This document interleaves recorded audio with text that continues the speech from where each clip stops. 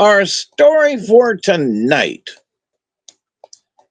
is Turtle Dove, Sagecock, and the Witch. And I guess because Halloween was last week, we can have a witch in the story. Let me get me some swallow to drink. This I'm still reading from the American Indian Fairy Tales, Snowbird, the Water Tiger, etc., 1907. Turtle Dove, Sagecock, and the Witch. Turtle Dove was a widow with 2 children.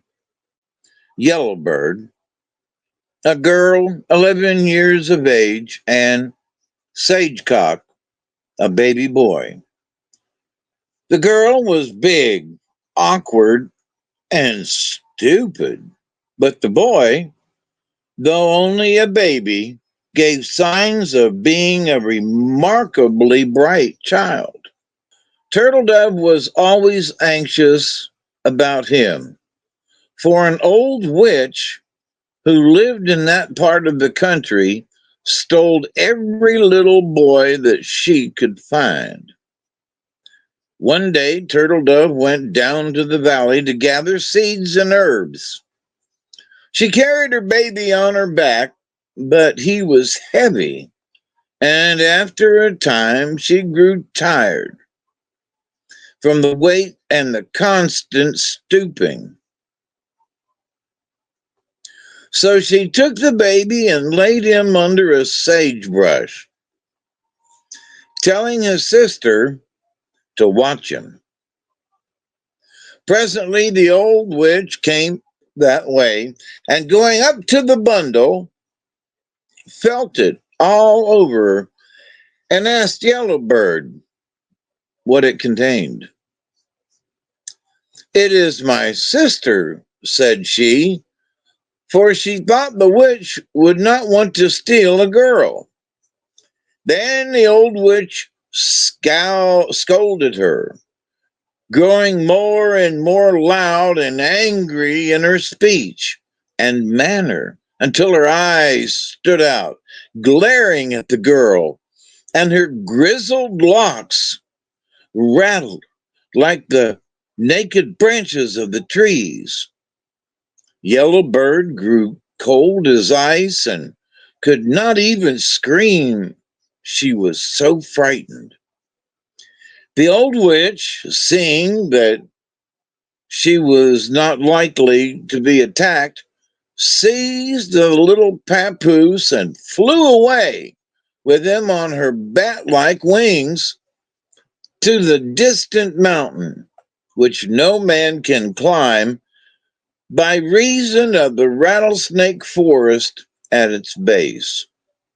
When she reached her den, which was a hollow place, black with cinders and hidden from sight by a clump of hemlock trees, she laid the boy on the ground, broke the strips of deerskin that held his fur blanket over him, and stretched his legs till he became a man.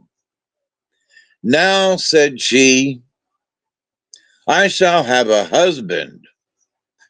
Although Sagecock had suddenly grown to a man's size, he had only a baby's heart and knew no better than to marry an ugly old witch. When Turtle Dove returned and heard Yellowbird's story, she was very angry and would not forgive the girl for not calling her. She spent day after day searching among the rocks, and wherever a wild beast or a witch might have a hiding place. She left no clump of bushes,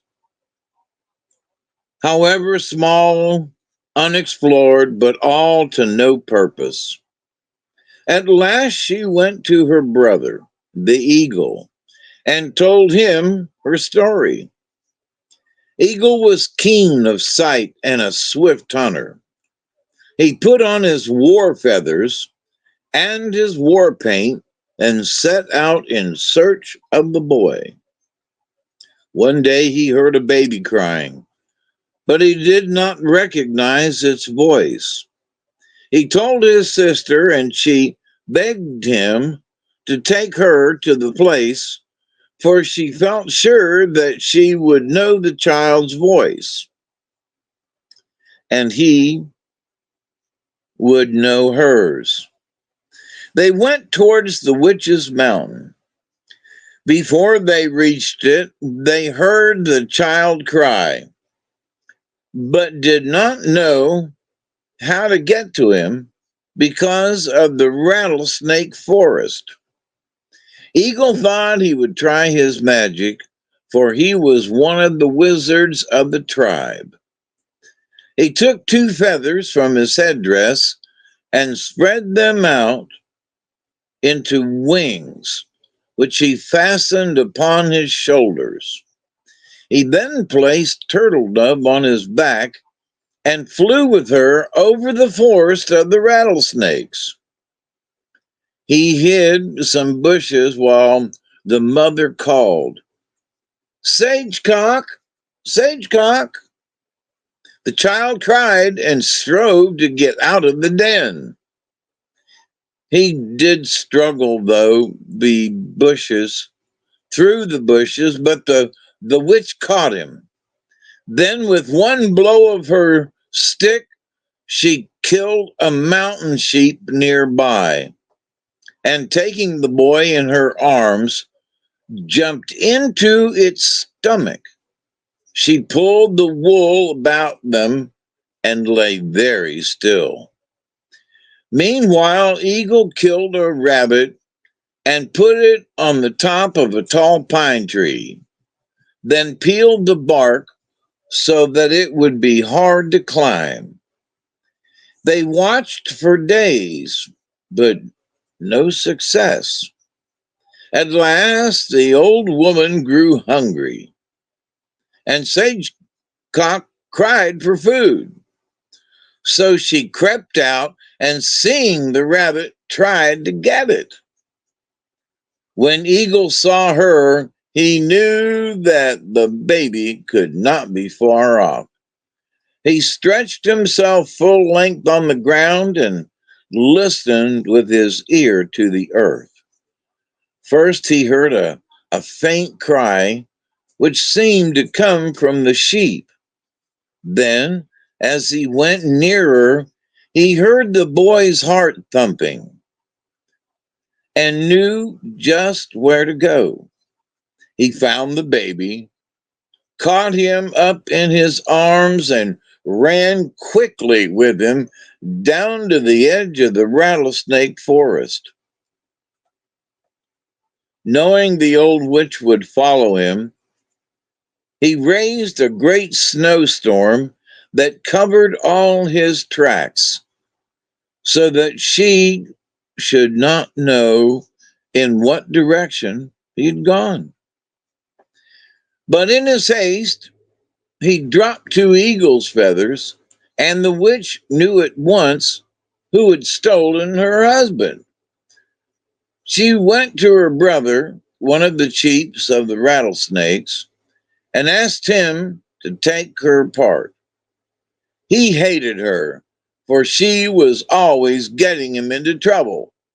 But she was his sister, and he could not refuse. Just then, Eagle's war whoop was heard, and having no place in which to hide her, he opened his mouth and let her jump down his throat. She would not be still and bothered him so much that after Eagle had passed, he tried to throw her off, but he could not rid himself of her, and at last he wrenched himself so hard that he jumped out of his own skin. The witch still lives in it and rolls about among the rocks to this day, mocking all who pass, though no one ever lay hold of her. The pale faces call her Echo. Sagecock became a little boy again and grew to be a mighty chief, succeeding his uncle, the eagle, as a warrior and a magician. The end. How about that for a story, huh?